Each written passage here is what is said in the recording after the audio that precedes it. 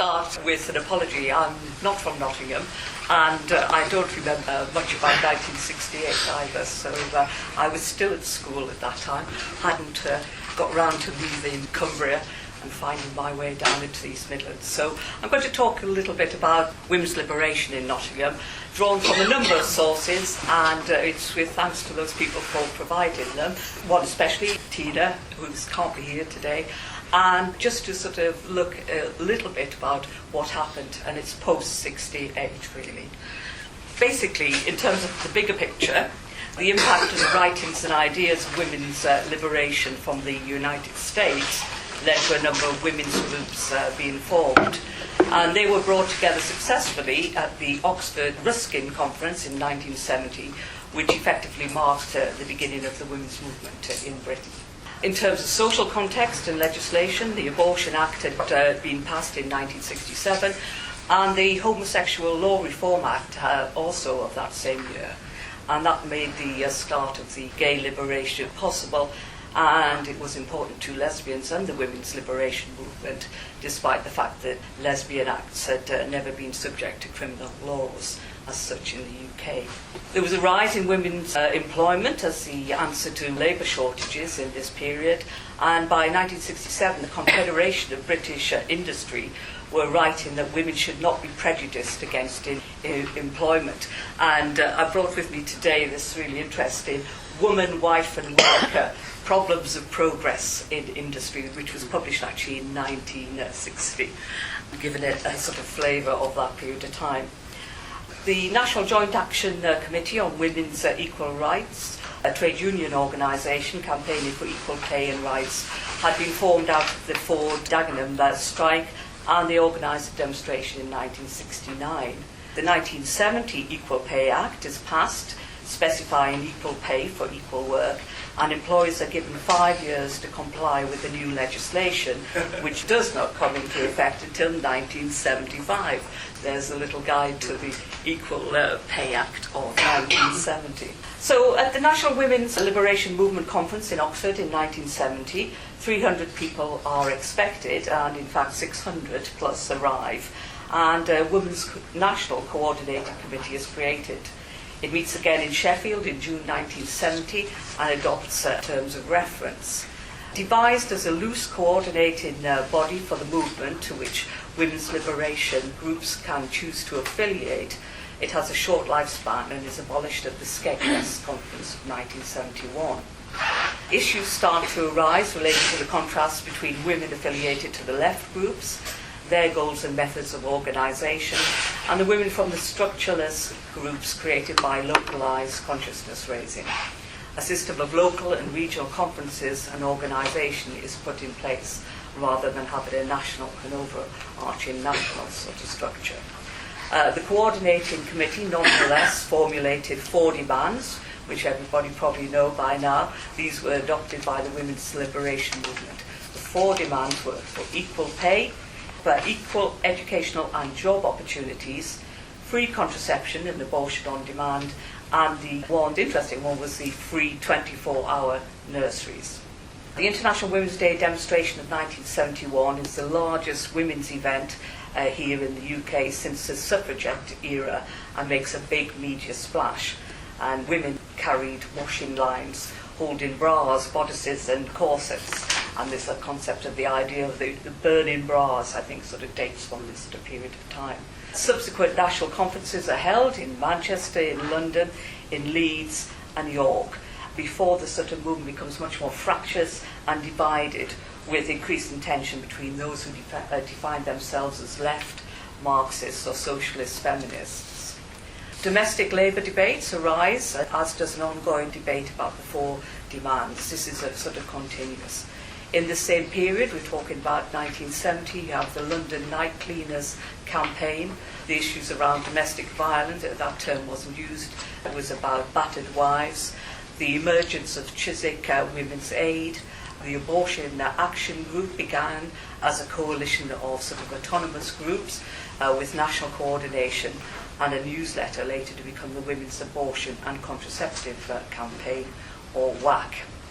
We have the emergence of radical feminists, who were seeking complete separation from men, and the socialist Marxist feminist current becomes more organised, for example, as Julian sort of made reference to the International Marxist Group. While the Union of Women for Liberation from the Maoist Liberation Front grew out of the Communist Party of Great Britain, other groupings also emerged at this period, such as the Power of Women Collective, POW, led by Selma James in London, Women, the Unions and Work, later to be renamed as Wages for Housework. And that's just a very brief sort of overview of the period. There's far more than I'm sort of relating here today.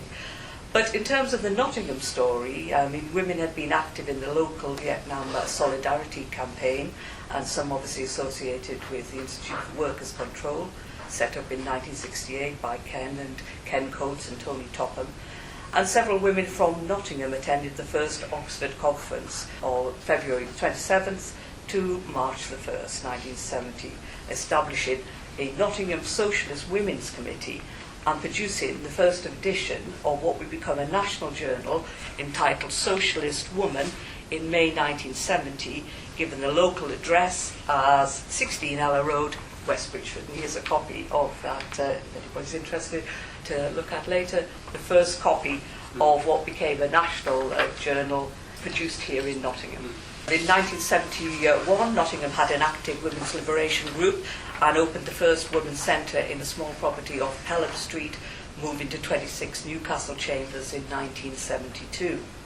The Nottingham Women's Liberation Group met on a Thursday evening at the Women's Centre at 8 o'clock, and they produced their own journal called Woman Now. And this is a copy of their beautifully illustrated. One of the people associated with the group was Rosemary Wells, who is a very fine artist and did a lot of these sort of original drawings. The aim of the journal was to provide information on various aspects of women's oppression and linking with the introduction of the Anti-Discrimination Bill and Equal Pay Act. One theme was women and work.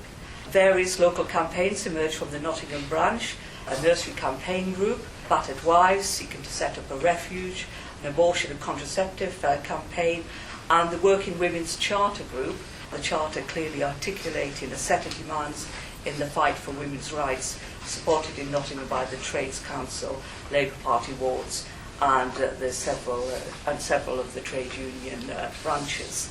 So Nottingham has, in this period of time, it became quite sort of known nationally for two of its biggest campaigns, which was around nurseries and also around women and contraceptive rights. And they had two very sort of large, successful groups up here in the East Midlands.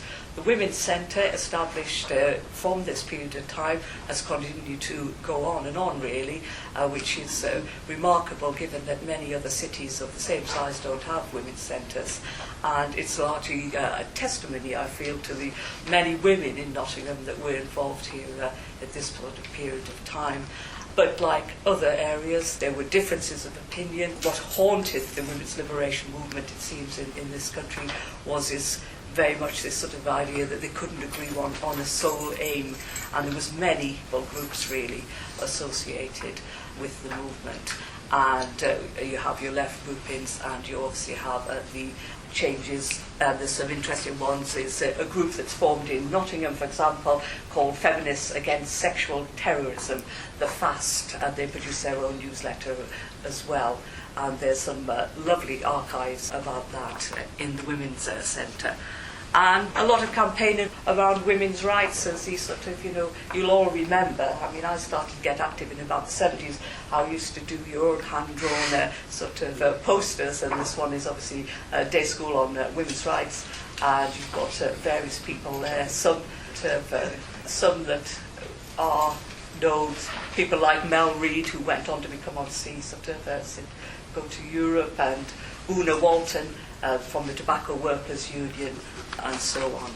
And that's really sort of it, apart from obviously there are these wonderful resources that are still around, And if I could just mention sort of a mistake, one of the women from Nottingham was a woman called Jo O'Brien, and Jo actually spoke at the first Ruskin conference, and she sort of produced this and other sort of pamphlets, but this one is about women's liberation in Labour history, a case study from Nottingham, and which she tracks obviously the roots of the movement back to Nottingham's history of Chartism and Luddism and so on. And she was sort of very influential, obviously, within the movement here. But there's many others, and it's a story really that it is ripe for telling again. And it's, sort of, I'm sure there's many people here who have got additional stories that they could add. Thank you.